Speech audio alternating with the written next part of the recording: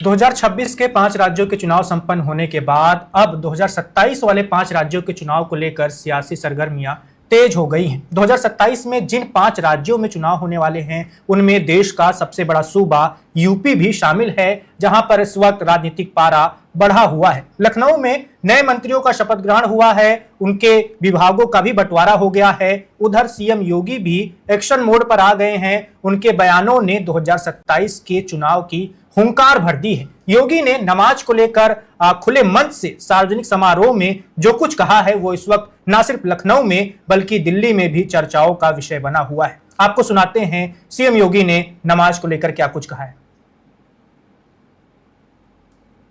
लोग मुझसे पूछते हैं, साहब आपके यहाँ यूपी में क्या सड़कों पे सचमुच नमाज नहीं होती? मैं कहता हूं कतई नहीं होती है, आप जाके देख लो, नहीं होती है। अरे सड़कें चलने के लिए है या कोई भी व्यक्ति आकर के चौराहे पे आके तमाशा बना देगा? क्या अधिकार है उसको सड़क रोकने का? आवागमन बाधित करने का कौन सा अधिकार है? जहां उसका स्थल होगा वहां जाके करें। उन लोगों ने मुझसे कहा साहब कैसे होगा, हमारी संख्या ज्यादा है। हमने कहा शिफ्ट में कर लो, तुम्हारे घर में रहने की जगह नहीं है तो भाई संख्या नियंत्रित कर लो, और नहीं है सामर्थ्य क्यों बेकार आगे संख्या बढ़ाई जा रहे हैं। और ये चाहिए आपको कि अगर आपको सिस्टम के साथ रहना है तो याद करना, हम उन नियम और कानून को मानना शुरू करें। कानून का राज होगा, कानून के राज को सबको समान रूप से लागू करेंगे। नमाज पढ़नी आवश्यक है, आप शिफ्ट में पढ़िए, हम उसको रोकेंगे नहीं, लेकिन सड़क पर नहीं। सड़क चलने के लिए एक आम नागरिक, एक बीमार व्यक्ति के लिए, एक आम नागरिक के लिए, एक कामगार के लिए, एक कर्मचारी के लिए, एक सामान्य नागरिक के लिए, एक व्यापारी के लिए हम सड़क को बाधित नहीं करने देंगे। सरकार का नियम सार्वभौम है, सबके लिए समान रूप से लागू होता है। हमने सबको कहा, हमने कभी नहीं चलने देंगे, अराजकता नहीं सड़कों पे फैलने देंगे। प्यार से मानेंगे ठीक बात है, नहीं मानेंगे तो दूसरा तरीका अपनाएंगे। हमारा काम है संवाद बनाना। आप संवाद से मानेंगे, संवाद से, नहीं तो संघर्ष से भी देख लो। बरेली में लोगों ने हाथ आजमाने का कार्य किया, देख लिया ताकत।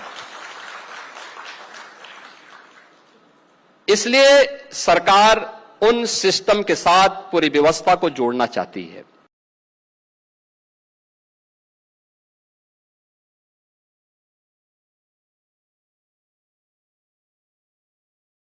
आपने उत्तर प्रदेश के मुख्यमंत्री योगी आदित्यनाथ को सुना। बता दें कि सीएम योगी ने ये जो बयान दिया है, इस बयान की वीडियो अपने खुद के एक्स हैंडल से उन्होंने साझा की है, जिसकी वजह से ये कहा जा रहा है कि क्या आप मान लें कि 2027 वाले यूपी चुनाव की शुरुआत हो चुकी है और उसी ओर इशारा किया गया है कि चुनाव के मुद्दे कैसे रह सकते हैं। इसके साथ ही बता दें कि यूपी में जो नए मंत्रियों का शपथ ग्रहण हुआ है, जिसमें सपा से आए बागी विधायक को भी मंत्री बनाया गया है, उन्हें बड़ा पद दिया गया है, उसको लेकर भी तमाम तरह की चर्चाएं हो रही हैं। प्रदेश अध्यक्ष रह चुके भूपेंद्र चौधरी को जैसा पद दिया गया है, जैसा मंत्रालय दिया गया है, वो भी लखनऊ में काफी चर्चाओं का विषय बना हुआ है। तो इन सभी मुद्दों पर आज हम बात करेंगे। 2027 के चुनावी माहौल में कौन सी विसात बिछाई जा रही है बीजेपी के द्वारा, सपा के द्वारा और बाकी पार्टियों के द्वारा, उस पर भी चर्चा करेंगे। इस चर्चा में हमारे साथ हिस्सा लेने के लिए स्टूडियो से ही हमारे साथ ज्वाइन कर रहे हैं केशव जी। इसके साथ ही डॉक्टर दिनेश सिंह जी भी हमारे साथ जुड़ रहे हैं, नेता है भारतीय जनता पार्टी के। सूर्य कुमार मैथिल जी हमारे साथ ज्वाइन कर रहे हैं, राजनीतिक विश्लेषक हैं।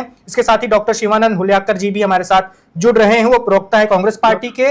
और डॉक्टर निखिल खत्री जी भी हमारे साथ जुड़ रहे हैं, समाजवादी पार्टी के राष्ट्रीय प्रवक्ता हैं। सबसे पहले दिनेश सिंह जी के पास चलेंगे। दिनेश जी, सीएम योगी के इस बयान को हम किस तरह से लें? जिस तरह से उन्होंने कहा है कि एक तो संख्या पर भी उन्होंने बात कही है कि अगर संख्या आप नहीं संभाल पा रहे तो संख्या बढ़ाई क्यों रहे हैं अगर आपके अंदर सामर्थ्य नहीं है। क्या ये माना जाए कि जैसा कि समाजवादी पार्टी के लोग कह रहे हैं, सीधे तौर पर अल्पसंख्यकों को निशाना बनाकर ये चुनाव की शुरुआत की जा रही है? जी बाबू जी, आप सभी को मेरा प्रणाम। देखिए, बीच में थोड़ी आवाज आ रही है मेरे ख्याल कांग्रेस प्रवक्ता के साइड से, तो थोड़ा उनको बोलिएगा, थोड़ा वहां से आवाज कम हो। बिल्कुल। तो देखिए, ऐसा कि जिस तरीके से हमारे मुख्यमंत्री योगी जी हैं, तो उन्होंने अपने तरीके से उन्होंने ठीक बताया, बिल्कुल ऐसे, क्योंकि एक वर्ग जो है उसके लिए दूसरे अगर अन्य जो लोग हैं वो अगर परेशान हो तो देखिए उन सभी को देखना पड़ेगा, समझना पड़ेगा।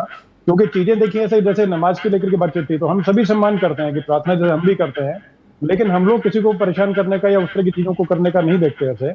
और दूसरा साथ साथ देखिए नमाज पढ़ने काम करना है, बिल्कुल स्पष्ट बताया कि ठीक है हम लोग पूरा आपका सहयोग करेंगे, और अगर संख्या बल अगर ज्यादा है और ज्यादा लोग अगर हैं और नमाज पढ़ने के लिए अगर जगह कम पड़ रही है तो शिफ्ट में कर दें ऐसे, तो उसमें कोई दिक्कत थोड़ी है। जैसे कहीं पर मान के चले कि 500 लोग अगर हैं और उस जगह अगर देखें कि ठीक है कि 100 लोगों की अगर जगह है तो 5 शिफ्ट में कर दें, क्योंकि नमाज पढ़ने के लिए कोई 2-2 घंटे का टाइम तो लगता नहीं है। तो इस तो इस तो इसी चीज को लेकर के आप थोड़ा कांग्रेस प्रवक्ता की तरफ से मैं निवेदन करना चाहूंगा कि अपनी तरफ से कृपा करके डिबेट का थोड़ा माहौल बना के रखें। उस तरफ से जो आवाज आ रही है या तो उनको बिल्कुल बिल्कुल दिनेश जी अपनी टीम को बोलते हैं, वो सही कर रहे हैं, आप अपनी बात रखिए, क्योंकि बीच में आवाज आकर पूरा मतलब समझ में नहीं आ पा रहा उस तरीके से। जी आप अपनी बात रखिए सर। तो जी हाँ जी। तो देखिए उस तरीके से जो किया गया, तो हमने सभी का जैसे कि हमने अगर जैसे किया तो कोई भी जैसे हमारा प्रदेश हो, जैसे मतलब केंद्र को लेकर चले, केंद्र से लेकर जितने प्रदेश हैं तो सब में देखिए सभी वर्गों को साथ में लेके चलने का हमने प्रयास हमेशा किया और आगे भी करते रहेंगे। अभी जैसे कि 6 जो नए चेहरे सम्मिलित किए गए तो उनको लेकर के पूरा क्षेत्रीय समीकरण, सोशल इंजीनियरिंग, कास्ट और मतलब बैलेंसिंग को लेकर के सभी चीजों को लेकर के हमने बेहतरीन जो है व्यवस्था करने का काम किया।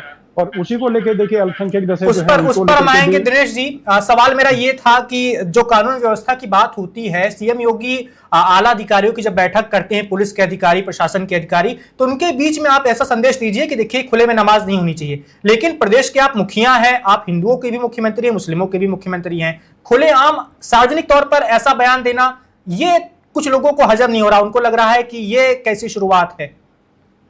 देखिए ऐसा है कि जाके रही भावना जैसी प्रभु मूरत दिखे तुम तैसी, वाली समझने की बात है। जो लोग समझेंगे इसी को समझदारी से, वो लोग नहीं चाहेंगे कि इसको टूल मल दिया जाए ज्यादा इस बात को, क्योंकि वो सब है कि व्यवस्था बैठाने के लिए और एक तरह से जैसे शासन प्रशासन को चलिए के लिए। दिनेश जी आपके पास आएंगे सर, आपके पास आएंगे। हमारे साथ और भी मेहमान जुड़े हुए हैं। डॉक्टर निखिल खत्री जी के पास चलते हैं, राष्ट्रीय प्रवक्ता समाजवादी पार्टी के।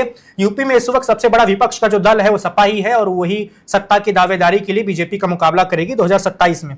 डॉक्टर निखिल खत्री जी, सीएम योगी का बयान भले ही अभी चर्चा का विषय हो, लेकिन वो ऐसे बयान अक्सर देते रहे, हमने इतिहास में भी देखा है, चाहे वो मुख्यमंत्री बनने से पहले या मुख्यमंत्री बनने के बाद। तो इसमें ऐसा भी कुछ नहीं है कि बहुत नया ऐसा बयान है कि लोगों को अचरज होना चाहिए। फिर सपा के लोग इसका विरोध क्यों कर रहे हैं? सबसे पहले आप सभी को नमस्कार। जैसे कि हमने हर समय देखा है कि जो हमारे उत्तर प्रदेश के मुख्यमंत्री हैं वो कभी भी एक समुदाय को कभी भी उनसे अपील नहीं करते हैं, हमेशा धमकी देते हैं। और आज जो उन्होंने बयान दिया है ये कोई ऐसा बयान नहीं है, ये भी एक धमकी भरा बयान है। मुख्यमंत्री का मतलब क्या होता है? मुख्यमंत्री का मतलब होता है सेवक, और जन सेवक। अगर ये अपने आप को मानते तो कम से कम जनता की सेवा तो करें, सभी पूरी जनता को एक समान माने, उनसे अपील करें। धमकी देना क्या, मैं समझता हूँ कि लोकतांत्रिक उद्देश्य में ये कहाँ लिखा है, हमें समझ नहीं पा रहे हैं। और दूसरी बात, हमारे बहुत बड़े ओहदे पर योगी जी बैठे हैं, अगर योगी जी हमारे अल्पसंख्यक समाज से अगर अपील करते कि आप कृपया करके आप सड़कों पर नमाज ना पढ़े, इससे ट्रैफिक हो जाता है, कई चीजें को और विवरण करते, तो हालांकि वो दूसरी बात थी। हमारा अल्पसंख्यक समाज सारी चीजों को मानता, हाँ भाई कि कोई हमारा हमने जिनको वोट दिया है वो हमसे अपील कर रहा है, पर ऐसे खुलेआम धमकियां देना, ऐसे खुलेआम दादागिरी करना और ऐसे एग्जाम्पल देना, तो मैं समझता हूं कि ऐसी मुख्यमंत्री की भाषा नहीं होनी चाहिए। और दूसरी बात, जहां पर योगी जी ने ऐसा बयान दिया है, हम तो उनसे एक स्पष्ट तौर पर पूछना चाह रहे हैं कि क्या आप पूरे प्रदेशवासियों को क्या आप एक नजर से देखते हो? अगर आप एक नजर से देखते हो तो आपकी वाणी हमेशा तितर बितर क्यों हो जाती है? आपकी वाणी कहीं मीठी होती है तो कहीं ऐसे मैं समझता हूं कि कड़वी हो जाती है। तो हालांकि इस समाज ने आपको वोट नहीं दिया होगा, पर एक जनसेवक का काम क्या होता है कि वो पूरी जनता का प्रतिनिधित्व वो करता है। और इसके साथ साथ मैं आपको एक बात और बता दूं, कोई भी समाज बुरा नहीं होता और ना कोई समाज कोई खटास पैदा करता है। कुछ लोग हर समाज में ऐसे होते हैं जो समाज को कहीं ना कहीं बदनाम करने का काम करते हैं, ये बात होनी चाहिए। पर भारतीय जनता पार्टी ने एक ऐसा नैरेटिव सेट किया है कि एक पूरे समाज को, एक पूरी जाति को ये नफरत करते हैं। और नफरत इसलिए करते हैं कि उनके नाम के सामने किसी के मोहम्मद लगता है, किसी के आलम लगता है, तो ये बात नहीं होनी चाहिए। तो हमेशा समाजवादी पार्टी ने हमेशा ये सीखा कि कैसे समाजवाद को आगे बढ़ाना चाहिए, कैसे सभी के शोषित वंचितों पीड़ितों की बात आगे बढ़ानी चाहिए। ठीक है निखिल जी, जो निखिल जी निखिल जी ओपनिंग रिमार्क है, थोड़ा हम इसको कॉन्साइज रखते हैं थोड़ा। निखिल जी केशव बोल रहा हूं स्टूडियो से। ये ओपनिंग रिमार्क है, हम आपके सहयोगी हैं कांग्रेस के प्रवक्ता, उनसे भी थोड़ा समझेंगे और उसके बाद हमारे साथ पॉलिटिकल एनालिस्ट भी जुड़ रहे हैं, उनकी भी इस मामले पे राय जानने की कोशिश करेंगे और समझने की कोशिश करेंगे। बहरहाल बिना किसी भूमिका के हम चलते हैं कांग्रेस के जो प्रवक्ता हैं हमारे साथ डॉक्टर शिवानंद हुल्यालकर जी के पास। शिवानंद जी, आपके सहयोगी समाजवादी पार्टी के निखिल जी ने अपनी बात कह दी है और जब वो कह रहे थे, बस मैं उनके जो ओपनिंग रिमार्क्स का एक सेंटेंस है मैं आपके सामने रखता हूं और वहीं से आप शुरू कीजिएगा। योगी जी ने जो कहा है वो सरेआम कहा है और उन्होंने अपने सोशल मीडिया हैंडल से उसे पोस्ट भी किया है। तो मैसेज लाउड एंड क्लियर है। जो निखिल जी कह रहे थे कि वो धमकी देते हैं, धमकी की जगह वो गुजारिश भी तो कर सकते थे। भाई, समाजवादी पार्टी की भी सरकार रह चुकी है प्रदेश में, आपने क्या ये गुजारिश की थी? आप इसी पॉइंट से आगे अपनी बात रख सकते हैं शिवानंद जी। शिवानंद जी, आपकी आवाज नहीं आ रही है, शायद आप म्यूट पे हैं। अभी आ रहे हैं? अभी जी आ रही है जी। केशव जी और पूरा पैनलिस्ट को नमस्कार, गुड इवनिंग। देखिए, आदरणीय देश के जो यूपी के बिस्ट सरकार है, बिस्ट योगी तो आप लोग पदवी दिया है, मैं तो मानता नहीं, वो तो बिस्ट है। नाम पे नहीं जाते हैं, नाम खुलेंगे तो बहुत सारे नाम हैं, तो जो नाम है वही नाम हम समझते हैं। नहीं, आपको जो बोलना है बोलिए सर। मैं तो बिस्ट, उत्तर प्रदेश के जो चीफ मिनिस्टर बिस्ट सर है, उन्होंने जिस तरह से हिंदू मुस्लिम सिख ईसाई भाईचारा से रहना चाहते हैं, इस तरह से धमकी देना, योगी आदित्यनाथ सरकार भूल गए। नहीं, धमकी कहां दे रहे हैं? वो तो कह रहे हैं कि सड़कों पे नमाज नहीं पढ़नी चाहिए, इसमें आपत्ति क्या है? बात तो सुनिए जी। वो जो बिस्ट है सिर्फ बीजेपी का चीफ मिनिस्टर नहीं है, उत्तर प्रदेश का चीफ मिनिस्टर है, वो सबका, मेरे भी चीफ मिनिस्टर है। मैं मानता हूँ, रिस्पेक्ट करता हूँ, लेकिन इस तरह से संविधान का धज्जा उड़ा रहे। डॉक्टर बाबा साहब अम्बेडकर संविधान आर्टिकल 325, सबको जीने का अधिकार है, कोई भी हो। आप प्यार से भी बोल सकते हैं ना, ए रोड पे नमाज किया तो देखो, अरे हाथरस में देखो क्या किया, आप देखिए संभल में क्या किया, एक दलित लड़के के ऊपर कितना कुचला गया, उसको हत्या किया। राहुल गांधी जी बोल रहे थे, क्या किया कानून, लॉ एंड ऑर्डर पूरा फेल्यूर है, गुंडागर्दी चालू। इसलिए पूर्वांचल में लोकसभा के टाइम योगी आदित्यनाथ बीजेपी हार गए उधर, और आने वाले दिन अभी बहुत दिन योगी आदित्यनाथ बिस्ट साहब नहीं रहेंगे उधर। सर, आप तय कर लीजिए कि आपको योगी आदित्यनाथ बोलना है या अजय सिंह बिस्ट बोलना है। वैसे नाम के पीछे जाएंगे तो बहुत सारे नाम हैं जो सामने आएंगे। बीजेपी के प्रवक्ता भी सुन रहे हैं, वो भी अपने नाम की लिस्ट तैयार रख कर रहे होंगे। सो मुझे लगता है कि बातचीत की गरिमा बनाए रखते हैं, जिस नाम से वो पद की शपथ लेते हैं और जो सार्वजनिक जीवन में उन्होंने स्वीकार किया है, अगर हम उसी नाम का उपयोग करें तो ज्यादा बेहतर होगा। वरना कई सारे नाम आपकी पार्टी में भी है जो नाम आपको शायद अच्छा नहीं लगेगा। अगर यहां पर मैडम माइनो का नाम लिया जाए तो शायद आपको अच्छा नहीं लगेगा। केशव जी, आप पर्सनल बहुत हो रहे, बीजेपी प्रवक्ता मत बनिए। नहीं, प्रवक्ता नहीं बन रहा हूं, मैं तो कह रहा हूं कि जो पार्टी मत बनिए, बीजेपी के प्रवक्ता हैं आपके साथ फ्रेम में, एक मिनट, बीजेपी के प्रवक्ता फ्रेम में है, मैं ये कह रहा हूं कि बातचीत की जो परिचर्चा की जो गरिमा है उसमें रहते हैं। केशव जी, आप बीजेपी प्रवक्ता मत बनिए। अरे भाई, मैं सच बोल रहा हूं, बीजेपी पूरी दुनिया का ठेका सच बोलने का बीजेपी के प्रवक्ता ने ले। हमारी डिबेट कैसी होगी, हम अपना डिबेट का डिसाइड करेंगे ना, फ्रेमवर्क। देखिए, ऑफिशियल नाम लीजिए ना। उत्तर प्रदेश से आज भी पलायन चालू है, आज भी लोग, मैं महाराष्ट्र मुंबई से पुणे से आता हूँ, आज भी मुंबई महाराष्ट्र दिल्ली यूपी से हमारा भाईचारा, हम वेलकम करते हैं। कौन सा अच्छा काम किया योगी आदित्यनाथ, मैं पूछा देता हूँ। राम तो सबक सिखा दिया, गाय काटने वाले चंदा लिया, गोर गरीब दलित पिछड़ों को कुचल दिया। संभल में देखिए, मस्जिद के नीचे शिवलिंग ढूंढ रहे हो, हिंदू मुस्लिम कर रहे हो। अरे आपके टाइम बात करो ना भाई, आपका टाइम बात करो ना। चलिए, डॉक्टर शिवानंद जी हमारे साथ सूर्यकुमार मैथिल जी भी ज्वाइन कर चुके हैं, उनके पास भी चलते हैं, आपके पास आएंगे सर। सूर्यकुमार मैथिल जी, अरे नहीं वैभव, मेरे को बात तो करने दो, बात तो चलिए करने दो। 20 सेकंड में अपनी बात रखिए सर, फिर हम चलते हैं सूर्यकुमार मैथिल जी के पास। देखिए चांगुर बाबा अमित शाह के सपोर्ट बिना, आरएसएस के सपोर्ट बिना उपाध्याय 2000 करोड़ का चंदा लाया, मेरे अकाउंट में 5 लगाए तो सीबीआई ईडी का नोटिस आता है, इनकम टैक्स का नोटिस आता है। ये लोगों ने 2000 करोड़ रुपए चांगुर बाबा से, वो पैसा कहाँ गया? वो तो न्यूज कहीं भी नहीं दिख रहे। नहीं, बहुत वाजिब सवाल है शिवानंद जी, आपका सवाल बहुत वाजिब है। आप सही पूछ रहे हैं कि योगी आदित्यनाथ की सरकार ने यूपी में क्या काम किया है। आज भी बेरोजगारी है, पलायन जारी है, वहां पर छांगुर बाबा जैसा वहां पर गिरोह भी चलता है, जो कि एक तरह से धर्म परिवर्तन का उन्होंने एक लंबा चौड़ा अभियान चला रखा था, और उनके साथ क्या कानूनी कार्रवाई हुई, ये सब बीजेपी के प्रवक्ता जो हमारे साथ बने हुए हैं उसका जवाब जरूर देंगे। केशव सर, कुंभ के टाइम 3000 लोग मर गए। ये आपके सारे सवाल पर्टिनेंट है। मैसेज है क्या युवा युवती को रोजगार दिया? बेकारी आज भी बेरोजगार। ठीक है, आपके सारे सवाल पर्टिनेंट है, हमने आपके सारे सवाल को नोट कर लिया है। और गरीब गए तो शिवानंद जी, गैस का प्राइस भी बढ़ गया सर। ठीक है शिवानंद जी, हम सारे शिवानंद जी हमने आपके सारे सवालों को नोट कर लिया है, और यकीन मानिए ये सारे सवाल के साथ हम बीजेपी के प्रवक्ता जो आपके साथी हैं, आपके बगल वाले फ्रेम में दिख रहे होंगे, उनके पास जाएंगे और उनसे इन सवालों के जवाब जरूर लेंगे। बहरहाल हम चलते हैं अपने अगले अतिथि सूर्य कुमार मैथिल जी हमारे साथ ज्वाइन कर चुके हैं, राजनीतिक विश्लेषक हैं। सूर्य कुमार मैथिल जी, 2024 के लोकसभा चुनाव में बीजेपी को यूपी में बड़ा झटका लगा था, सपा सबसे बड़ी पार्टी बन गई थी, कांग्रेस को भी 6 सीटें मिल गई थी।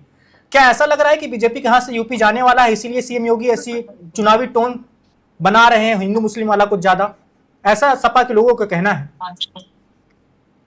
धन्यवाद वैभव जी, पहले तो आपको और आपके सभी दर्शकों को, पूरे देश को भारत माता की जय, वंदे मातरम। और मेरा नाम सूर्य कुमार नहीं, सूर्य प्रकाश मैथिल है, कृपया करके इसको ठीक कराइए। दूसरी चीज, जो अभी जो कांग्रेस के प्रवक्ता हैं वो जिस प्रकार की भाषा का प्रयोग कर रहे हैं, मैं भी कह सकता हूँ राहुल इंची, मैं भी कह सकता हूँ एंटोनियो माइनो, मैं भी कह सकता हूँ फिरोज खान का पोता, नहीं, जो कि ना गांधी है, सूर्य प्रकाश जी, हम उसमें जाते ही नहीं है। सूर्य प्रकाश जी, मैं ना तो वो गांधी है वो नेहरू है। मैं सूर्य प्रकाश जी, हम उसमें नोमेनक्लेचर में जाते ही नहीं है। सूर्य प्रकाश जी, आपसे रिक्वेस्ट है, हम्बल रिक्वेस्ट है, हम लोग उस नोमेनक्लेचर में जाते ही नहीं है। ये बात कैटेगरिकली हमने शिवानंद जी को भी कहा है कि उस नोमेनक्लेचर में हमें जाना ही नहीं है। हम यहाँ पर किसी के नाम का, ओरिजिनल नाम का, पैतृक नाम का विश्लेषण करने के लिए थोड़ी आए हैं। हम आज की जो केशव जी, मैं तो कह ही नहीं रहा ना कि एंटीनो माइनो है, मैं तो कह ही नहीं रहा ना कि राहुल विंची है। आप नहीं कह के वही तो कह रहे हैं बीजेपी का। नहीं, शिवानंद जी, एक मिनट, ऐसे पर चर्चा नहीं होगी ना। फिर हम लोग अगर आपकी राय हो तो हम एक अलग से सेशन रख लेंगे, सारे नामों का विश्लेषण उस पर किया जाएगा। ठीक है, अभी हम आज के मुद्दे पे आते हैं। शिवानंद जी, आज के मुद्दे पे आते हैं, थोड़ा शांत रहिए, उनको बोलने दीजिए। सूर्य प्रकाश जी पहली बार बोलेंगे। सूर्य प्रकाश जी, हम लोग नाम की चर्चा नहीं करते हैं, हम लोग आज के मुद्दे पे रहते हैं। योगी जी ने जो बोला है, क्या एक शासक को, एक प्रजातांत्रिक समाज में एक मुख्यमंत्री को ऐसी भाषा का उपयोग करना चाहिए? और दूसरा, अगर करना चाहिए तो उनका निशाना क्या है? क्या उत्तर प्रदेश में चुनावी बिगल बज चुका है और उनके निशाने पे उनका मतदाता वर्ग है? धन्यवाद। देखिए केशव जी, आपने आज एक बहुत अच्छा विषय चुना है, मैं आपको साधुवाद देता हूँ। आपने मुझे मौका दिया कि श्रद्धेय मुख्यमंत्री योगी आदित्यनाथ जी के द्वारा किए गए उत्तर प्रदेश में कार्यों की मैं चर्चा कर सकूं। सबसे पहले कार्य, वन डिस्ट्रिक्ट वन माफिया खत्म करना। एक जिले के अंदर एक माफिया पैदा कर रखा था समाजवादी पार्टी ने, बसपा ने, उसको खाल खींचकर और पुलिस की गोली से उनका इलाज कर जिस प्रकार से आज वन डिस्ट्रिक्ट वन माफिया से ट्रांसफर करके आज उत्तर प्रदेश जो है वन डिस्ट्रिक्ट वन प्रोडक्ट की तरफ अग्रसर है, ये सब जानते हैं। दूसरी चीज, अतीक अहमद, मुख्तार अंसारी और आप मान लीजिए और जितने बड़ी दुर्दांत अपराधी हैं, दुबे मान लीजिए, वो क्या नाम था उसका, दुबे, वो इस प्रकार के जो अपराधी हैं उनका खात्मा किया गया।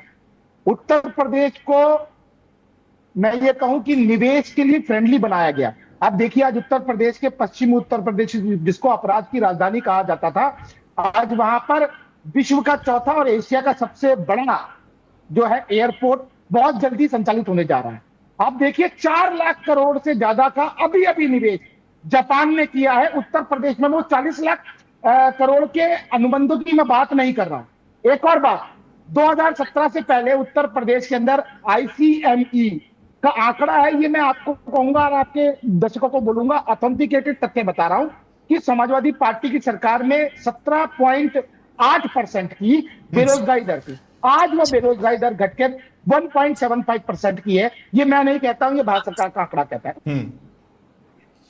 तो सूर्य प्रकाश जी, आप अपने साथी दिनेश जी की मदद कर रहे थे। ये सारे सवाल तो दिनेश जी से होने थे, बहरहाल सूर्य प्रकाश जी ने उनका जवाब दिया है वैभव, और मुझे लगता है कि सूर्य प्रकाश जी से हमारा संपर्क इस वक्त टूट गया है।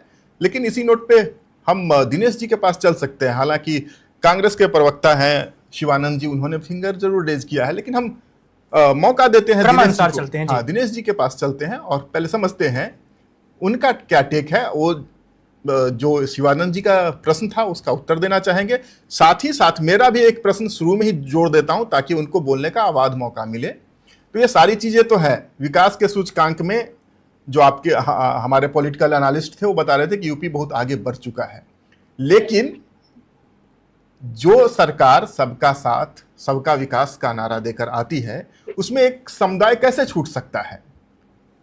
दूसरी बात, बहुत अच्छे प्रशासक हैं योगी जी, बहुत कुशल प्रशासक हैं, लेकिन जो बात उन्होंने कही है, क्या वो ये भी कह सकते हैं कि सड़कों पे डीजे भी नहीं बजाए जाएंगे? अभी ये सावन का महीना आएगा वैभव जी, और सड़कों पर शाम के वक्त चलना मुश्किल हो जाएगा।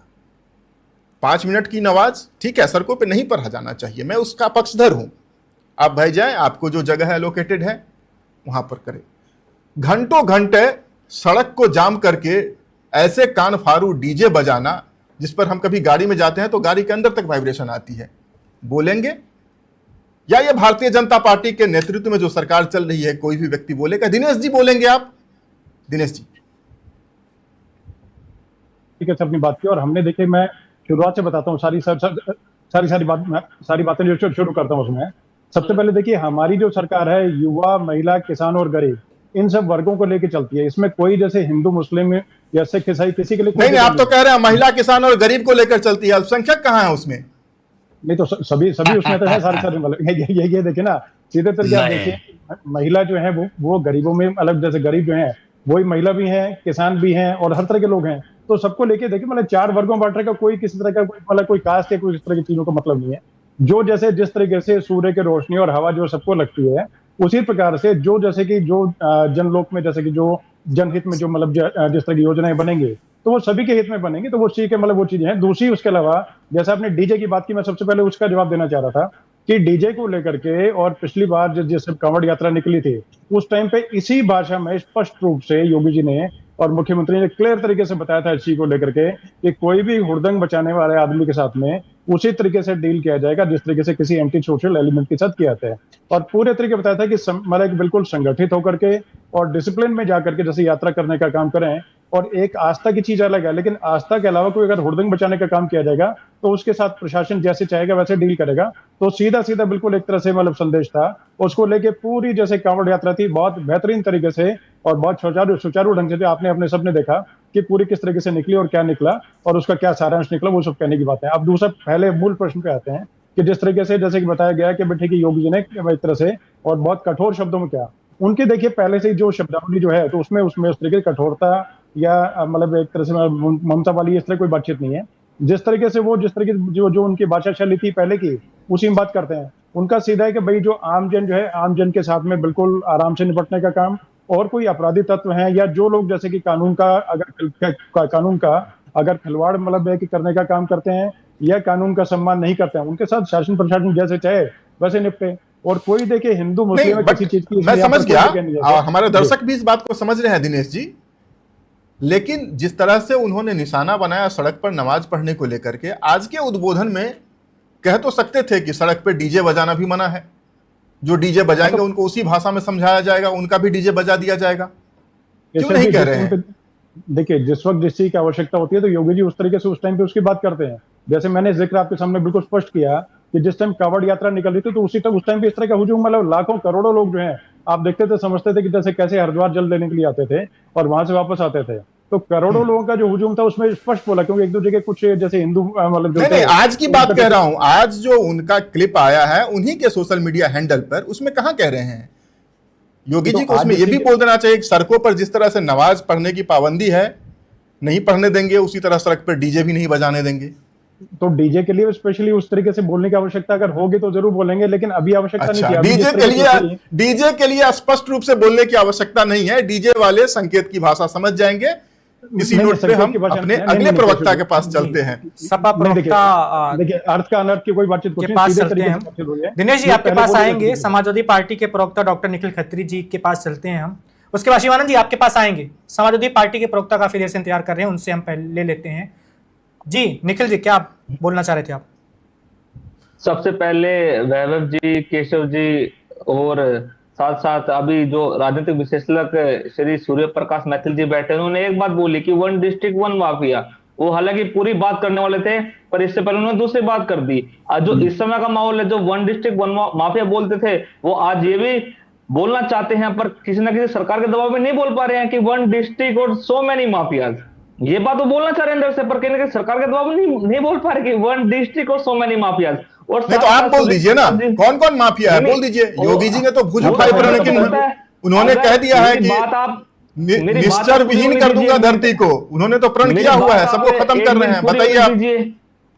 अगर आप इस समय टॉप 25 यूपी में देखेंगे तो आपको समझ आ जाएगा कौन कौन माफिया है। और हम तो ये पूछना चाह रहे हैं कि खनन माफिया के ऊपर भारतीय जनता पार्टी का अब तक क्या रुख है? बांदा, पूरा बांदा, आज बांदा का क्या हाल है बताओ? खनन माफिया जहां पर इतना सुचारू रूप से चल रहा है, योगी सरकार ने आज तक वहां पर क्या नकेल कसी, हम तो ये पूछना चाह रहे हैं। और दूसरी बात, सूर्य प्रकाश जी साथ साथ कुछ ऐसे आंकड़े बता रहे थे कि बेरोजगारी दर, ये दर, वो दर। अरे भैया, अगर आप इतनी दर बता रहे हो तो इस समय देश का ये हाल क्यों है? उत्तर प्रदेश में नौकरियां कहां है? और उसके साथ आप एमओयूज की बात कर रहे हैं। इतना एमओयूज आया है तो आप हमें बताएं कितना एमओयूज लगा क्या है? 40 लाख करोड़ का भी 8 लाख करोड़, इतने एमओयूज आते, पर वो लगते कहां है? पता ही नहीं लगता है। धरातल पर एमओयूज आते नहीं है, वो हवा हवाई गगनचुंबी एमओयूज है, वो उड़ जाते हैं, बस एमओयूज होते हैं और उसके बाद कुछ पता ही नहीं लगता है। और दूसरी बात, मैं तो पूछना चाह रहा हूं भारतीय जनता पार्टी प्रवक्ता से भी, जो साथी राजनीतिक विशेषज्ञ इनसे भी, कि उत्तर प्रदेश में आज तक इतनी बड़ी कंपनी कौन सी आई है? सैमसंग से बड़ी कंपनी कौन सी आई है? और ये जेवर का नाम लेते हैं, जेवर का किनका ड्रीम प्रोजेक्ट था? जेवर के लिए किन्होंने जमीन अलॉट करवाई थी? मैं तो ये पूछना चाह रहा हूं। और दूसरी बात, जहां पर सरकार अभी तक बुंदेलखंड एक्सप्रेस सरकार ने अपना बताया, पर वो बनाया किसने हम सबको पता है। बुंदेलखंड एक्सप्रेस का क्या हालत बताइए? वहां पर कोई एनिमिटीज नहीं है, कोई मंडियां नहीं है, और वो कितना एक्सप्रेस चलता है। कम से कम सरकार को ये चीज सोचनी चाहिए कि एक्सप्रेस को कैसे चलाना होता है। खाली बनाकर छोड़ देना या खाली उन पर राजनीतिक रोटियां सेकना, ये पूरा माहौल नहीं होना चाहिए। उसको चलाएं, उसको निखिल जी, सवाल तो ये भी है ना, ये अगर कुछ नहीं कर रहे हैं तो आखिर मतदाताओं में इनको लेकर दीवानगी क्यों है? क्यों सारे राज्यों में इनकी सरकारें बन रही हैं और एक बार ये और हुंकार भर रहे हैं यूपी में भी वापसी की? केशव जी, मैं आपकी बात पूरी कर देता हूं। आपने बोला दीवानगी है, अरे भैया दीवानगी होती ना, अगर उत्तर प्रदेश की बात है तो 80 में से 80 सीट आती। पर क्या हाल किया उत्तर प्रदेश में जनता ने भारतीय जनता पार्टी को नंबर 1 से नंबर 2 पर लाकर खड़ा कर दिया। भारतीय जनता पार्टी कोई भी नेता प्रवक्ता अपने आप को उत्तर प्रदेश में नंबर 1 नहीं बोल सकता है, क्योंकि लास्ट चुनाव से पता लगता, लास्ट चुनाव में नंबर 2 थे और उसकी हार के हताशा के कारण इन्होंने प्रत्यक्ष चुनाव टाल दिया। बताओ, इतनी हार होती है, इतनी हताशा होती है। अरे साहब, 27 में आप जाएंगे जब भी प्रदेश में खुशहाली और उन्नति आएगी, तो आप पंचायत चुनाव से मत डरिए, इसमें तो वैसे भी आपकी हार है। और हम तो ये पूर्ण जा रहे हैं कि जिन्होंने कॉम्युनल पॉलिटिक्स खेली, अयोध्या से जिन्होंने इसकी शुरुआत बहुत अच्छा है, बहुत अच्छा है।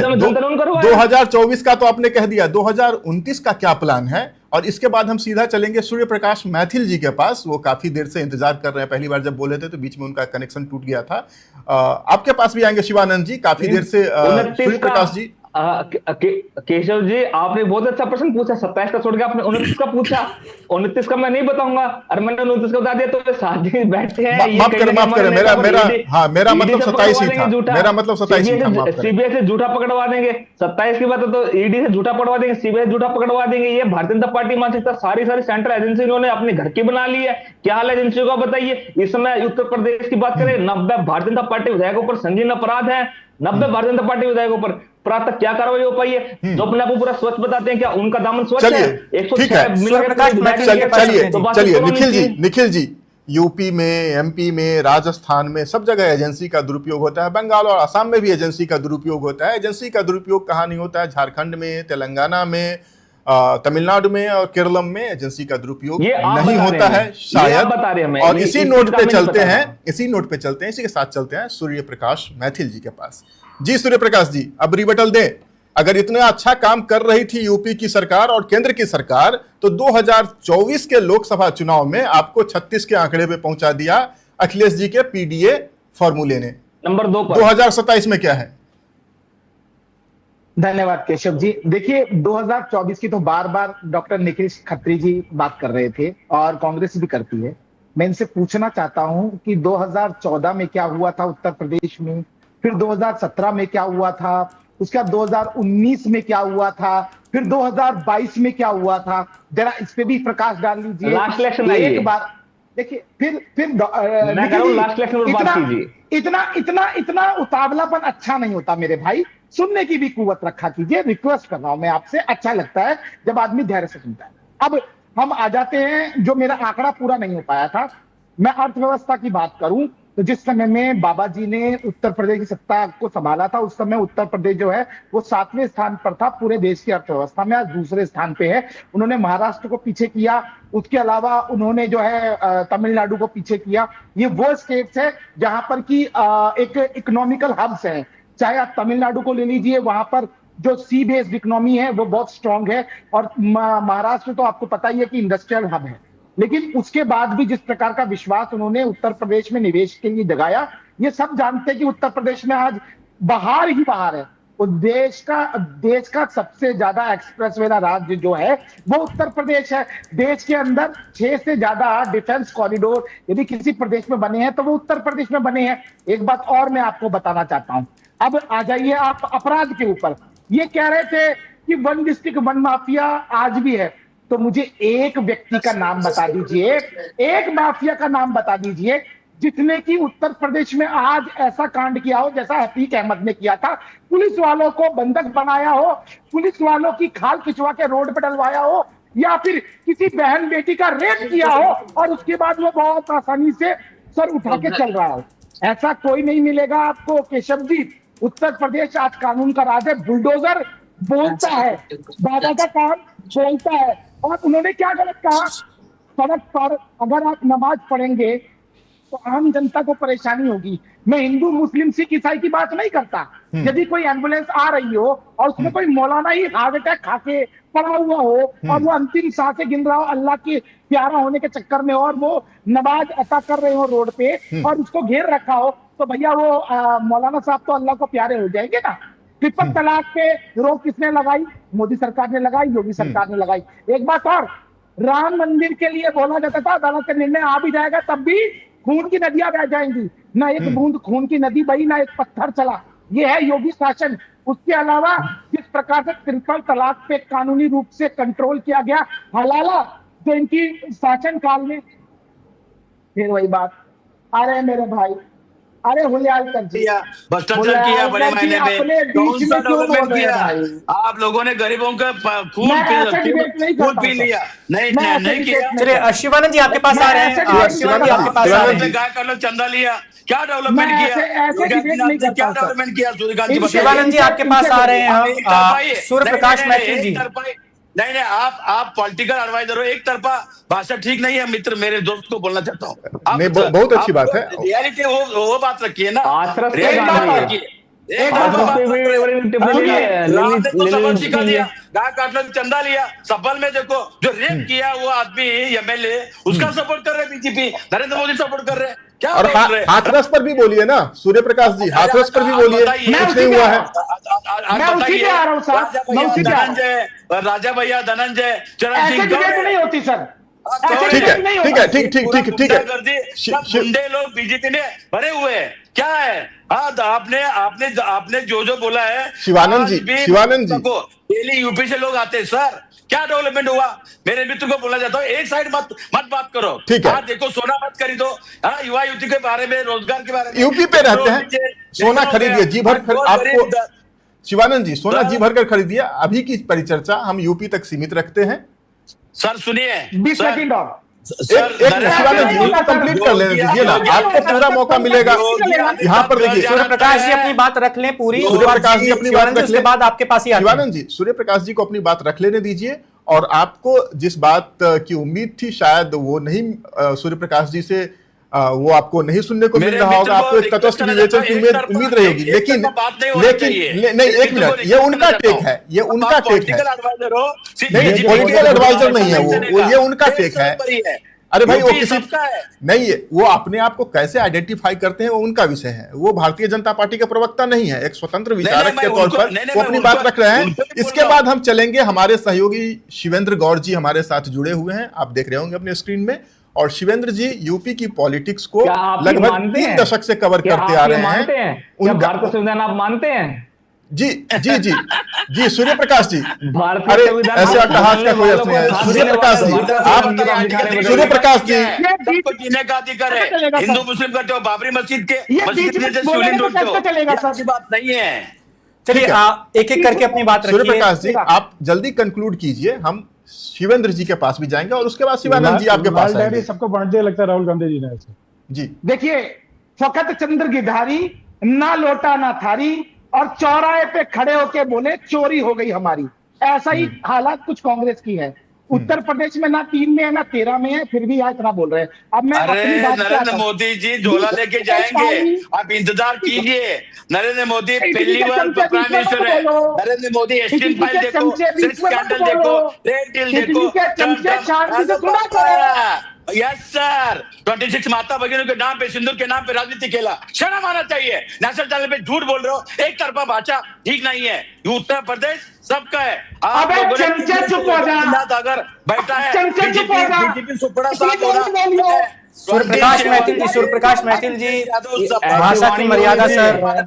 ऐसी वाणी नहीं होनी चाहिए। गांधी जी के नेतृत्व में उत्तर प्रदेश सूर्यप्रकाश मैथिल जी, महिला के ऊपर अत्याचार बढ़ गए, युवा युवती को रोजगार नहीं है। क्या बात कर रहे हैं?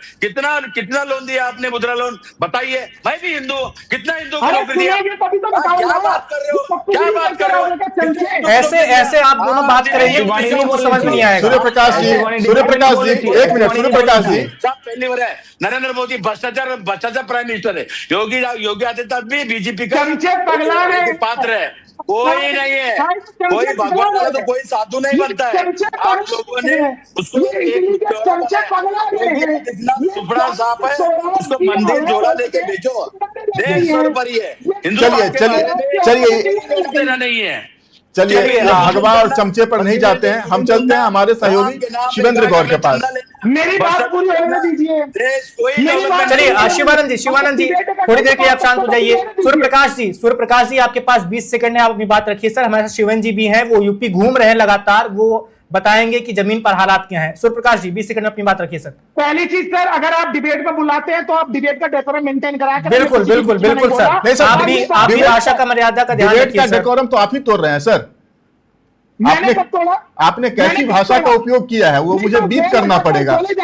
खैर, लगातार बीच में बोल रहे हैं आप उनको। चलिए सूर्यप्रकाश जी रखिए अपनी बात सर। राहुल गांधी जी को, मेरी माँ सोनिया गांधी जी को कुछ भी बोला तो हम नहीं सुनेंगे ना। अरे भाई, आपका सर्टिफिकेट को हमको जरूरत ही नहीं है। Who are you? मेरी माँ है सोनिया गांधी। राहुल गांधी जी जननायक। आज आप दलितों को, मुस्लिमों को, मराठों को कुचल रहे हो, अन्याय कर रहे हो, ये ठीक नहीं है। बीजेपी का राम के नाम गाय घाटा चंदा लेते हो, भ्रष्टाचार बड़े मायने में कर रहे हो। चलिए शिवानंद जी आखिरी कुछ समय हमारे पास बचा हुआ है। सर शिवेन जी भी बहुत देर से इंतजार कर रहे हैं। सूर्यप्रकाश जी अपनी बात रख लीजिए सर। शिवानंद जी सर, हम किसी और दिन आप जो मुद्दा उठा रहे हैं उस पर ही बात कर लेंगे। सूर्यप्रकाश जी चाहता हूँ, दिनेश जी आपके पास आ रहे हैं फाइनल कमेंट के लिए, क्लोजिंग कमेंट के लिए आपके पास आएंगे। हम बातचीत के आखिरी हिस्से में है। सूर्यप्रकाश जी अपनी बात रख लीजिए सर, जो कहना चाह रहे थे आप। सूर्यप्रकाश जी से लगता है हमारा संपर्क टूट गया। शिवेन जी के पास चलते हैं। शिवेन जी काफी देर से इंतजार करें। शिवेन जी, आपको यूपी के क्या हालात नजर आ रहे हैं? क्या 2024 वाला रिपीट होगा जैसा कि सपा के प्रवक्ता कह रहे हैं, या योगी सरकार तीसरी बार आ सकती है? आपको ग्राउंड से क्या रिपोर्ट मिल रही है? देखिए, ये बात हम करेंगे, लेकिन सच्चाई, आप किसी भी राजनीतिक का जो बयान होता है, केशव जी ने एक बात बीच में कही थी और वो बहुत इंपॉर्टेंट बात थी। शायद अब उसको थोड़ा देर हो गई है तो उसकी तरफ लोगों का ध्यान नहीं जा रहा है, लेकिन सबसे बड़ी बात यह है कि 2027 में चुनाव, और चुनाव 2024 में जो रिजल्ट रहे निश्चित तौर पे बीजेपी के नेताओं के दिमाग में होंगे। ये बात सच है कि 2017 से अगर आज 2026 की जीडीपी और पर कैपिटा इनकम देखें तो उसमें सुधार हुआ है। उसके बहुत से कारण हो सकते हैं, लेकिन अब 2024 का रिजल्ट फिर खराब क्यों है? सवाल यह है। तो इसलिए जो योगी आदित्यनाथ की बात मैं देख पा रहा हूं, बहुत दिमाग से चलते हैं उन्हें मालूम है कि उनके फॉलोअर कैसे बढ़ने, कैसे उनकी तरफ वापस आने। अब इसमें कई चीज हो गई है। बीच में जो यूजीसी वाला मामला आया था, उस मामले के बाद से जो यूपी के ग्राउंड की बात मैं आपको बता रहा हूं, आप कई ऐसी जगह देख लेंगे, आपको समाजवादी पार्टी, क्योंकि मुख्य विपक्षी पार्टी वही है, या उनके साथी कांग्रेस देख लें, वहां पे आपको बड़ी संख्या में जो बीजेपी का कोर वोटर था, यानी कि सामान्य जाति का वोटर, वो कई जगह आपको उनकी बात कहता दिखाई देगा। और यहीं पर आकर के देखिए, ये जो वोट को जो एकत्र करना है वैभव केशव जी, उसमें ये जो आज बात कही है बड़ी महत्वपूर्ण। 80-20 वाला फार्मूला सबसे बेहतर फार्मूला है चुनाव में जाने के लिए। विकास के बाद में जो वोटों का ध्रुवीकरण है, वो अगर सही से होता है तो बीजेपी की जीत सुनिश्चित है। और आज जो बात कही है वो बिल्कुल मैं आपको बता रहा हूं, बहुत सटीक समय पे कही है, कोई उनके मुंह से नहीं निकली है, योजनाबद्ध तरीके से कही है।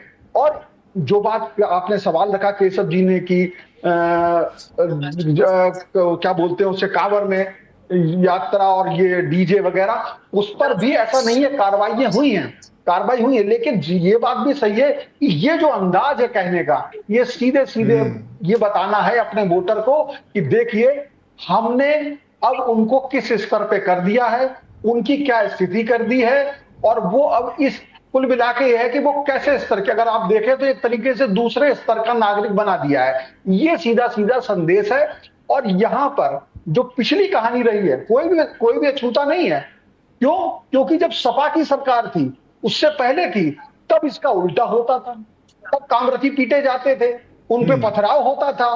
तो वो चीजें उन्हें याद दिलाना है। सवाल ये है कि ये दोनों दल जो है ना, ये दोनों धार्मिक ध्रुवीकरण और जातीय ध्रुवीकरण का समीकरण लेके आते हैं।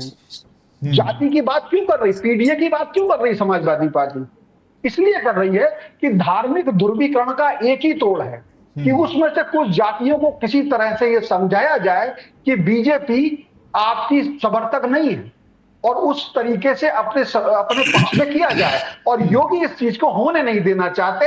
आप इस चीज को, इसको बिल्कुल मत दीजिए। वो किस पद पर बैठे हैं, इसका कौन इसको कौन सोच रहा है? आप हेमंत बिस्व शर्मा कहते हैं कि वो मैं खेड़ा का ये बना दूंगा, वो बना दूंगा, मैं उसको, वो ऐसा आदमी है।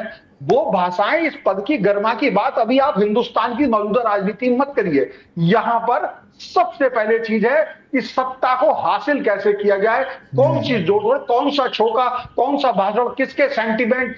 जनता सेंटीमेंट पे बहुत ज्यादा वोट करती है, हवा यही चल रहा है। और बिल्कुल शिवेन जी, गई है। मेरा ऐसा समझ है अभी इस भाषण को लेके 2027 में क्या होगा, दिन चुनाव के बोलते, वो एक अलग बात है।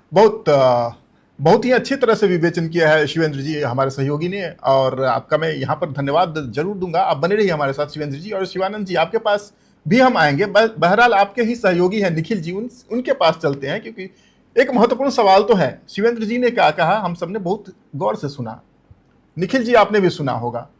योगी जी ने वही टेबल तो चेंज कर पलट दिया है।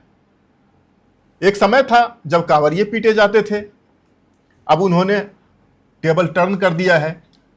80 और 20 का फॉर्मूला उनके लिए सबसे अनुकूल है सत्ता में आने का। आप भी अपना पीडीए कार्ड खेल रहे हैं। क्या आपका पीडीए कमजोर पड़ता दिख रहा है? इसी बात का मलाल है? 80-20 फॉर्मूले से घबरा रहे हैं? नहीं, सबसे पहले आपके साथी ने एक बात बोली कि पहले कावड़िया पीटे जाते थे। मैं तो बिल्कुल एक चैलेंज दे रहा हूं कि आप कहीं भी दिखा दीजिए कि किस पुलिस वाले ने सपा सरकार में कावड़ियों को हाथ लगाया। पुलिस वाले ने नहीं, पुलिस वाले की बात उन्होंने नहीं कही। कौन पुलिस वाला कावड़ियों को हाथ नहीं लगाता? इस समय कावड़ियों को बताओ क्या हाल है। मैं तो ये पूछना चाह रहा हूं, पुलिस वाले की बात उन्होंने नहीं कही। भी नहीं मांगते। कांवड़ यात्रा किस परिस्थिति में निकलती थी वो किसी से छुपी हुई नहीं है। पुलिस वाले की बात ही नहीं हो रही है। पुलिस वाले की बात कहाँ हो रही है? और दूसरी बात, पथराव से पिटे हुए कांवरिये देखे हैं, और इसका भुगतान आप 2 चुनाव में कर चुके हो। हम समझ नहीं पा रहे हैं पॉलिटिक्स कौन कर रहा था पथराव कांवड़ियों पे? कौन सा पथराव करना पड़ेगा? ये पथराव कब हो गया? 80-20 का पथराव होगा तो आपको बेहतर करना पड़ेगा। आप एक मिनट रुक जाइए। जो आपने उस समय सपा सरकार में जो आपने पथराव देखा था, ये भारतीय जनता पार्टी के लोग ही थे जो कावड़े पर पथराव करवाते थे कि कहीं ना कहीं सरकार को बदनाम करवाने के लिए, ये बात होनी चाहिए। और दूसरी बात, कभी भी ऐसी धार्मिक चीजों पर अगर ऐसी कोई विवादित टिप्पणी होगी तो मैं समझता हूँ कि हमें उन चीज से दूर हटना चाहिए। और दूसरी बात, भारतीय जनता पार्टी हमेशा हमारे हिंदू समाज का वोट लेना तो जानती है, पर उनके लिए कोई काम करना नहीं जानती है। और इसमें मैं बोलना चाह रहा हूँ, मुजफ्फरनगर के तमाम गांव क्यों बोल रहे हैं ये सूरज, ये बीच में क्यों बोल रहे हैं, अपनी बारे में बोलिए ना। वो वोट में आप रखेंगे नेताजी। चले शिवेन जी, निखिल जी अपनी बात रखिए, फिर शिवानंद जी के पास एक मिनट इतनी चीजें भारतीय जनता पार्टी इतनी चीजें लेकर आई, पर मैं समझता हूँ कि कहीं ना कहीं सारा जुमला है, सबसे बड़ी जो भ्रष्ट जुमलेबाज पार्टी, उन्होंने सारी चीजें जुमले में रखी थी 24 में, और बताया जनता ने सभी को नकार दिया। भारतीय जनता पार्टी के राज में इस समय खाली एक ही बात होनी चाहिए कि सारी जनता ये बोलती है भाई प्रभु के दाल रोटी खाओ और प्रभु के गुण गाओ, क्योंकि इस समय जो इतनी महंगाई बेरोजगारी है उसको लेते हुए भारतीय जनता पार्टी को समझ नहीं पा रही है। और हालांकि मुद्दों से निपटना चाहिए। मुद्दा आज आपका ये था कि कैसे योगी सरकार ने क्या कमिटमेंट नहीं, क्या धमकी दी थी। तो मैं तो कह देना चाह रहा हूं कि आप कोई भी समाज हो, आप उसको समझाइए और कम से कम उस समाज से अपील करिए और उस समाज को ये बताइए कि इसका डिस्ट्रीब्यूट्स और एडवांटेज क्या है, और जिससे समाज को समझ में आएगा। पर भारतीय जनता पार्टी की जो सरकार है कभी भी किसी समाज के साथ नहीं, हमेशा अपनी राजनीतिक रोटियां सेकने के लिए। चलिए निखिल जी, समय की कमी है सर, भारतीय जनता पार्टी जाएगी जब हमारे निखिल जी समय की कमी है, शिवानंद जी के पास चलते हैं। शिवानंद जी, क्लोजिंग रिमार्क। जी देखिए, मेरा इतना रिक्वेस्ट है, इटली के चमचे बता, इटली के चमचे बता, अरे बता इटली के चमचे, ये क्या है, ये क्या है सूर्य प्रकाश जी? मैथिल जी, ये कम से कम मैं जब बोल रहा था तब ये इतना बोल रहे थे, अब मैं इनको भाषा में जवाब दे नरेंद्र रहा हूं। मोदी, अमित शाह अरे गुंडा, इटली के चमचे बता, तड़ीपार गुंडा। अरे नहीं, हम इस भाषा का समर्थन बिल्कुल नहीं करते हैं, चाहे सूर्य प्रकाश मैथिल हो या फिर शिवानंद जी हो, हम ऐसी भाषा का समर्थन बिल्कुल नहीं करते हैं। फिर लोगों ने गुंडागर्दी चालू किया, इस तरह से भाषा उचित नहीं है। सूर्य प्रकाश मैथिल जी आपके पास आएंगे सर, एक आखिरी टिप्पणी ले रहे हैं। शिवानंद जी अपनी बात रखिए। शिवानंद जी आप अपनी बात रखिए, मूवी खोल रहे, एसपी फाइल को खोलो, विषय से भटक कर भाषा की मर्यादा तोड़कर कुछ मिलने वाला नहीं है सर। सोनी का देखो, गुंडा अमित शाह, तड़ीपार गुंडा। अरे नहीं, हत्या किया, जैसे लोहे का हत्या किया, गुंडे लोग, साले तुम लोग। शिवानंद जी, सूर्य प्रकाश जी, अगर डिबेट ऐसे करना है तो हमें आपका फीडर डाउन करना पड़ेगा। प्लीज शिवानंद जी, आप अपनी बात शालीन भाषा में रखें, शायद उनसे भी हमारा संपर्क टूट गया है। बिल्कुल और भाषा की मर्यादा का ध्यान रखना बेहद ही जरूरी है। हमारे कार्यक्रम का उद्देश्य किसी नेता के ऊपर व्यक्तिगत लांछन कोई मेहमान लगाए वैसा करना बिल्कुल नहीं है। हम विषय पर बात करना चाहते हैं। शिवानंद जी, एक सार्थक बातचीत सर तभी हो पाएगी जब अपनी बात रखेंगे सर। और सूर्य प्रकाश जी आपके पास आएंगे। केशव जी एक बात सुनिए, उन्होंने अरे सूर्य प्रकाश जी, जैसे लोहा का हत्या किया, आप अपने असर में मैथिल लिखते हैं, कम से कम मैथिल संस्कार का तो ख्याल कीजिए, बोलने दीजिए उनको। गुंडा है, आज भी सुब्रमण्यम स्वामी बोलता है मानसी सानी को जेल से। अरे शिवानंद जी आज की चर्चा पे रहते हैं ना शिवानंद जी, आप दुनिया भर की बातें करते रह जाएंगे, आज की परिचर्चा में अपना पॉइंट नहीं रख पाएंगे। यूपी के लोग आज भी मानवता रहे, हमारा तो झेल रहे, कौन सा काम किया? जीएसटी का पैसा आज भी नरेंद्र मोदी दिया। महाराष्ट्र के बारे में क्या काम किया नरेंद्र मोदी? भ्रष्टाचार पर आप लोग अगर ऐसे ही बोलना बंद नहीं करेंगे सर तो हमें इस बातचीत को बिना सबकी आखिरी टिप्पणियां लिए ही खत्म करना पड़ेगा। दिनेश जी काफी देर से इंतजार कर। दिनेश जी धन्यवाद। देखिए केशव जी, वैभव जी, मैं आपको क्लियर तरीके से बताना, जैसे कि दोनों का जवाब मैं देना चाहूंगा कि जैसे सपा प्रवक्ता जिस तरीके से बता रहे थे कि इनके समय में रामराज चलता था, तो सबसे पहली बात जिस तरीके से अभी जैसे कि शिवेंद्र जी ने मतलब सब चीजों का जो क्लैरिटी की, तो मैं उनकी सभी बातों से 100% उनसे सहमत करता हूं चीजों को लेकर के।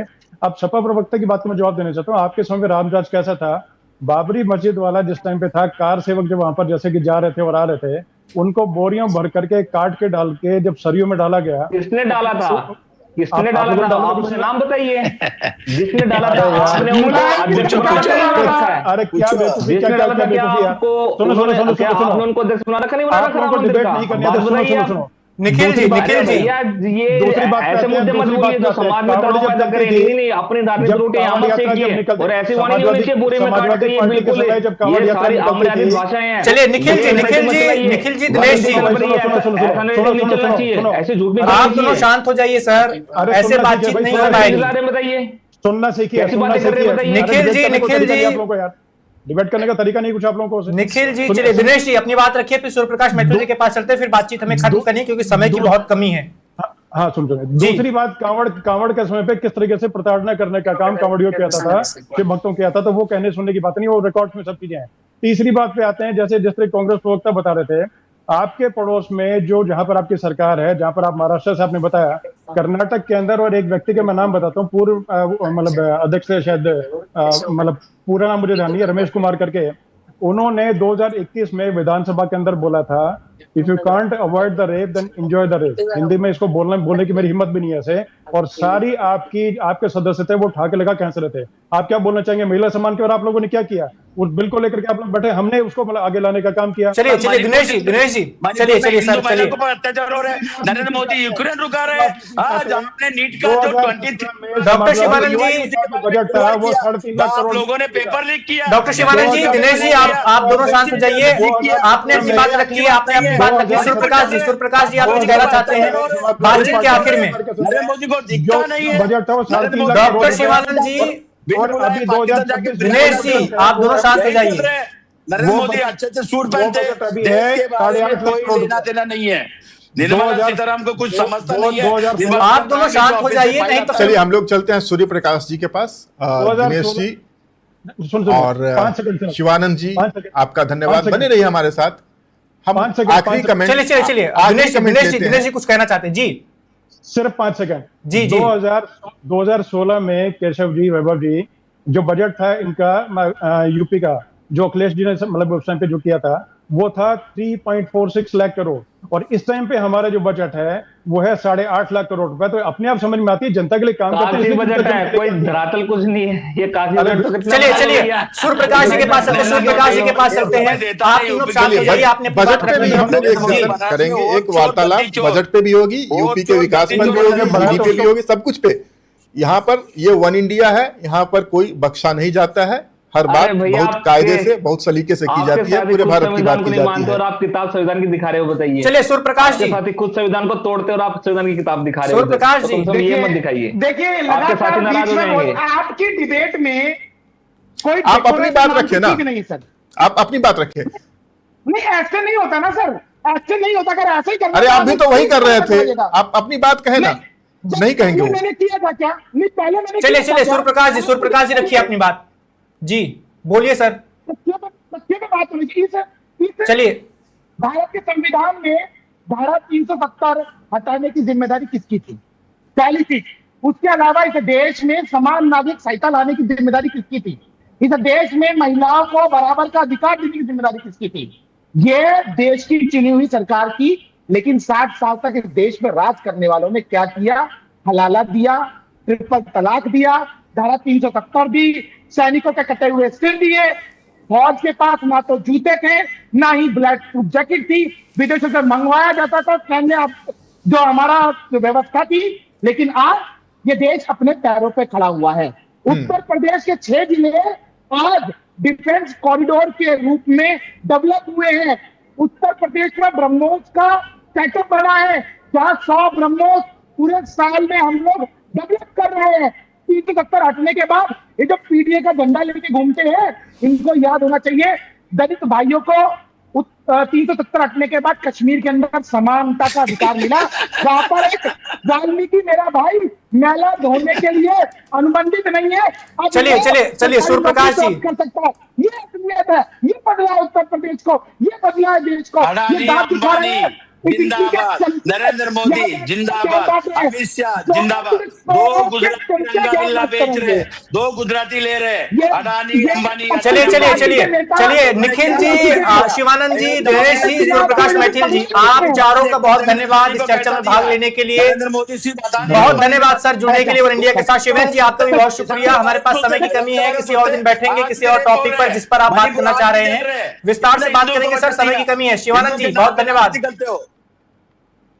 तो उत्तर प्रदेश में केशव जी आपका क्या मानना है? हमने अभी सभी पार्टियों के प्रवक्ताओं से जाना। हाँ, मुझे पता है कि हम लोग ओवरबोर्ड जा रहे हैं, टाइम की कमी है। बस एक सेंटेंस में अपनी बात रखूंगा और खत्म करूंगा। उत्तर प्रदेश में 2024 के लोकसभा चुनाव में अखिलेश यादव के पीडीए फॉर्मूले ने बीजेपी को जरूर बैकफुट पे धकेल दिया था। जो प्रचंड लोकप्रियता थी भारतीय जनता पार्टी की और प्रधानमंत्री का जो आह्वान था 400 पार, उसकी सबसे बड़ी जो कह सकते हैं उसको सबसे बड़ा जो झटका लगा वो उत्तर प्रदेश से लगा था। और वहाँ पर पीडीए फॉर्मूले की बदौलत अखिलेश यादव ने कांग्रेस के साथ गठबंधन करके वहाँ पर 43 सीटें जीती थी, जबकि भारतीय जनता पार्टी को 36 सीटें आई थी। आंकड़ा काफ़ी, हालांकि मत प्रतिशत का अगर जहाँ तक बात करें तो दोनों का मत प्रतिशत लगभग समान ही रहा था जी। लेकिन अब सवाल है कि जब ये 2027 के रण में जाएंगे तो इनके सामने चुनौती क्या है? इनके सामने वही पीडीए की चुनौती है। अखिलेश यादव ने पहले, आप देखेंगे समाजवादी पार्टी के जो माफ करें ये उम्मीदवार होते थे उसमें ओबीसी की, यादवों की बहुलता होती थी, लेकिन 2024 के लोकसभा चुनाव में अखिलेश ने वो पूरा फॉर्मूला ही चेंज कर दिया। जहां पर जैसी संभावना थी, जिस समुदाय को बढ़त थी और जो भारतीय जनता पार्टी गठबंधन को हराने के लिए बेहतर उपयुक्त था, वहां पर उसका उन्होंने इस्तेमाल किया। अब योगी जी के सामने चुनौती बहुत बड़ी है। शीर्ष नेतृत्व के साथ जैसे इनके संबंध रहे हैं उस पर मैं कोई टिप्पणी नहीं करना चाहूंगा, लेकिन पब्लिक डोमेन में है, लोग उस पर कानाफूसी करते हैं। यहाँ पर पीडीए से निपटने की चुनौती है। अभी जो इनका मंत्रिमंडल विस्तार हुआ है उसमें देखिए उन्होंने पी और डी को तो बहुत हद तक एड्रेस किया है। यूपी में ब्राह्मण वर्सेस क्षत्रिय, ब्राह्मण वर्सेस ठाकुर का भी नैरेटिव चलता रहा है। इसमें देखिए किसको उन्होंने जगह दी है। पश्चिमी उत्तर प्रदेश जो है जाट बहुल इलाका, वहाँ से क्या कहते हैं जो चौधरी साहब हैं, आपने जैन चौधरी नहीं, और इनको जो मंत्रिमंडल भूपेंद्र चौधरी को लेकर के आए मंत्रिमंडल में, उन्होंने कैबिनेट मंत्री का दर्जा दिया है उन्हें। और उसके साथ साथ एक और कैबिनेट मंत्री बने हैं मनोज पांडे। तो वो फिर ब्राह्मण समुदाय, जाट समुदाय को संबोधित करने का एक प्रयास है।